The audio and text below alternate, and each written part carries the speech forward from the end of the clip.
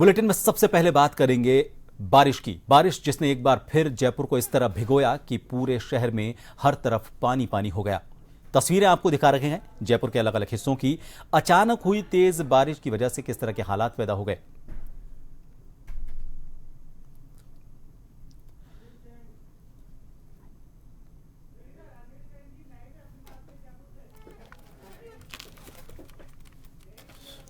जयपुर से हमारे वरिष्ठ संवाददाता अनिल सेन इस वक्त हमारे साथ लाइव जुड़ चुके हैं। अनिल, दोपहर तक मौसम कुछ अलग तरीके का था, लेकिन अचानक, हालांकि चेतावनी पहले मौसम विभाग की तरफ से दी गई थी, लेकिन यह होता है कि थोड़ा सा मौसम धीरे धीरे बादल बनने लगते हैं, थोड़ा सा अंधेरा होने लगता है, तो लोगों को यह लगता है कि थोड़ा अनुमान बारिश होने वाली है, लोग संभल जाते हैं। लेकिन अचानक से मौसम ऐसा हुआ कि लोगों को भागदौड़ करने का भी टाइम नहीं मिला। तो किस तरह के हालात फिलहाल बारिश की वजह से बने हुए हैं?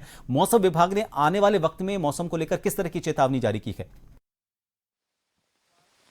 देखिए, मौसम विभाग की माने तो अगले 4 से 5 दिन राजस्थान में इसी तरह की बारिश यहाँ पर और संभावित मानी जा रही है। और खासतौर से जोधपुर, उदयपुर, कोटा एरिया जो है वहां पर अतिवृष्टि की संभावना भी जताई गई है। लेकिन आज जयपुर शहर में जिस तरह से तेज बारिश हुई, हमने देखा शाम 6 बजे बारिश का दौर शुरू होता है और अभी भी लगातार यहाँ पर बारिश है। लेकिन तेज बारिश के चलते जो सड़कें हैं वो पानी से लबालब नजर आ रही हैं। ये सी स्कीम का नज़ारा है। सी स्कीम का मुख्य मार्ग यहाँ पर है और इस सड़क पर अगर देखा जाए तो पानी जो है वो सड़क से काफी ऊपर दिखाई दे रहा है। और ऐसे ही हालात जो है प्रभात वो शहर के 4 दीवारी में ज्यादातर देखा जा रहे हैं। हम देखेंगे स्टैच्यू सर्किल पर जिस तरह का पानी भरा हुआ है वो यातायात बाधित करने वाला है। और अक्सर हमने देखा है जयपुर शहर के अंदर इस तरह की जब भी बारिश हुई है, तेज बारिश हुई है, जब भी सड़कों पर पानी भरा है, यातायात जो है वो एक तरह से बाधित होता हुआ देखा गया। ट्रैफिक पूरी तरह से चरमराती हुई स्थिति में नजर आया है। और जो जाम लगी थी, जिस तरह से जाम लगा शहरों के अंदर,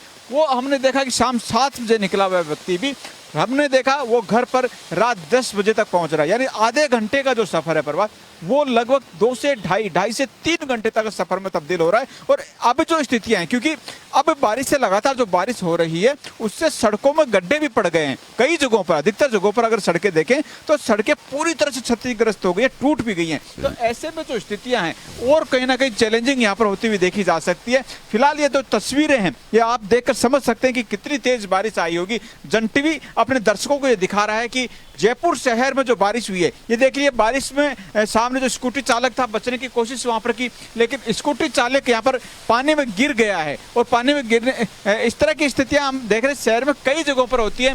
खड्डे जहां पर अधिकतर होते हैं, टू व्हीलर्स को जो है वो कहीं ना कहीं जोखिम ज्यादा होता है और टू व्हीलर्स जो चालक हैं वो दुर्घटनाग्रस्त भी होते हुए अक्सर तौर पर दिखाई यहाँ पर देते हैं। तो इसी तरह के हालात जयपुर शहर के कई जगहों के देखे जा सकते हैं। फिलहाल ये जो पानी है, क्योंकि इस सड़क के तो हालात ऐसे हैं, लगातार बारिश भी चल रही है और ये पानी लगातार जब तक बारिश रुकेगा नहीं और पानी पूरी तरह से निकास नहीं होगा पानी का, तब तक ये जो पानी की जो साइज वो कहीं ना कहीं बढ़ता हुआ ही देखा जाएगा प्रभात। और अभी भी क्योंकि ट्रैफिक अभी कम है, लोग बारिश के चलते कम निकले हैं, लेकिन 6 बजे से जब बारिश का दौर शुरू हुआ था तो लोग ऑफिस से निकलने का समय था। अधिकतर लोग ऑफिसों में ही दुबके रहे कि बारिश रुकेगी तो वो बाहर निकलेंगे, लेकिन बारिश का दौर भी जारी है और सड़कों पर अब तेज पानी जो है वो कहीं ना कहीं बहता हुआ नजर यहाँ पर आ रहा है। तो ऐसे में जो स्थितियां हैं जयपुर शहर की, एक बार फिर से ये कहा जा सकता है कि सड़क जाम जरूर होगा। अब जो भी लोग घरों से बाहर निकलेंगे या घर से ऑफिस से घर पहुंचने की कोशिश करेंगे तो उनको यहाँ पर समय ज़्यादा लगने वाला है।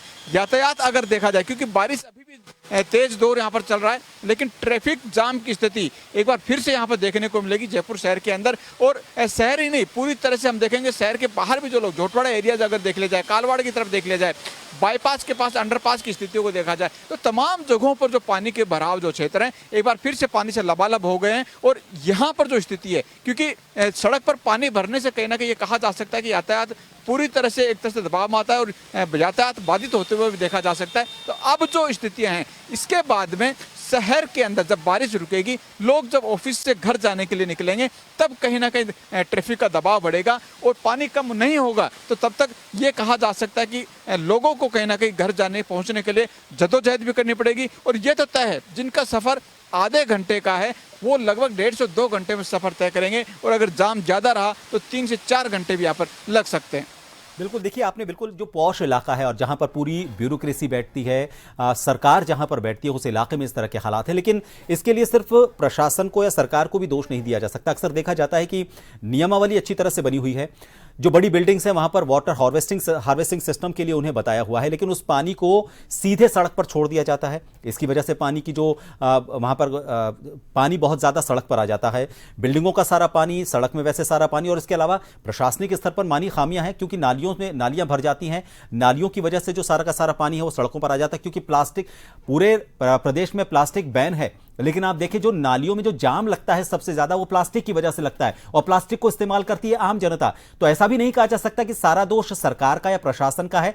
काफी हद तक आम जनता भी जिम्मेदार है, नियमों का पालन करे, जो उनको नसीहत दी जा रही है उसको भी अगर पालन करे, तो मुझे लगता है कि इस समस्या से काफी हद तक, इतनी समस्या तो होगी लेकिन इतनी बड़ी समस्या तो नहीं होगी।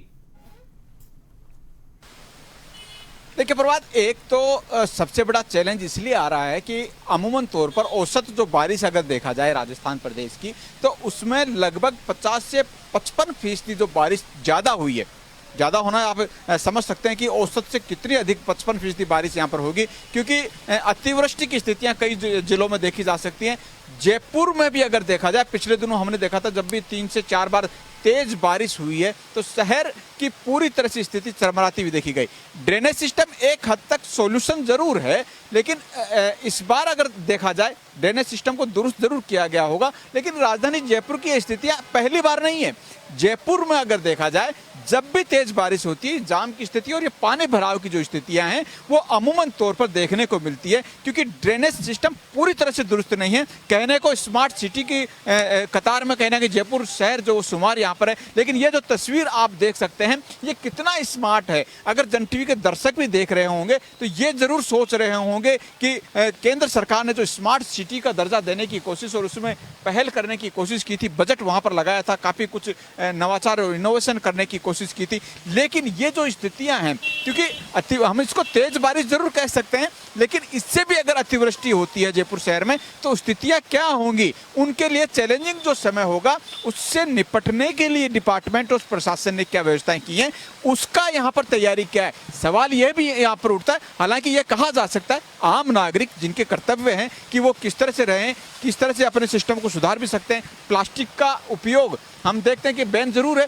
लेकिन अभी भी करते हैं, लेकिन ये जरूर है आम नागरिक के साथ साथ प्रशासन को भी सचेत होना होगा। इस बार की जो बारिश है उसने बता दिया है कि ऐसा नहीं है मौसम विभाग जो बताए उतनी ही बारिश हो, कभी भी अतिवृष्टि और ओलावृष्टि और तेज बारिश यहाँ पर हो सकती है। तो प्रशासन के जो इंतजाम हैं वो क्या इंतजाम है, क्योंकि हम जब भी देखते हैं जब बारिश का सीजन शुरू होता है तो अमूमन तौर पर जब भी व्यवस्थाएं होती हैं हम देखते हैं कि आपात समस्याओं के लिए या फिर आपात जो भी स्थितियां बनती हैं उनके बचाव राहत कार्य के लिए कई बार टीमें लगाई भी जाती हैं, लेकिन व्यवस्थाएं क्या हैं, कितने संसाधन प्रशासन के पास में हैं, और अगर इससे तेज बारिश होती है तो उसका इलाज क्या हो सकता है, क्योंकि अतिवृष्टि की स्थितियां कई जिलों में हम देख रहे हैं। हमने देखा कि कई शहरों में बांध लबालब हो गए, बांध छलकने लगे, कई जगहों पर बांध टूटे भी।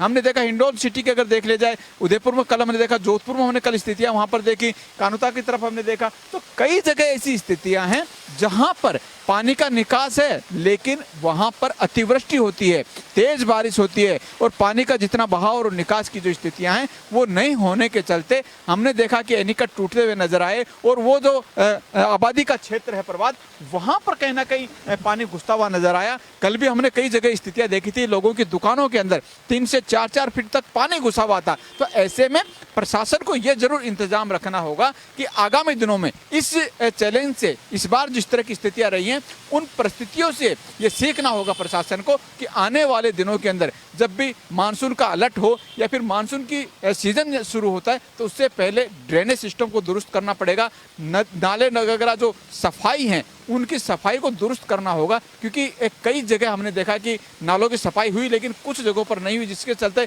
ब्लॉकेज भी वहाँ पर देखने को मिले। तो ऐसे में पानी का निकास की जो व्यवस्थाएं हैं, अल्टरनेट जो व्यवस्थाएं हैं, उनको भी प्रशासन को देखना होगा। और अगर अतिवृष्टि जैसी स्थितियां होती हैं तो उन स्थितियों के अंदर क्या कुछ ट्रैफिक की व्यवस्थाएं हो सकती हैं, आमजन को किस तरह से राहत पहुंचाई जा सकती है, और अगर कुछ आपात स्थितियां हैं तो आमजन के लिए कहां पर सुरक्षित स्थान हो सकता है, यह जरूर चिन्हित करना है, वो प्रशासन की जिम्मेदारी बनती है।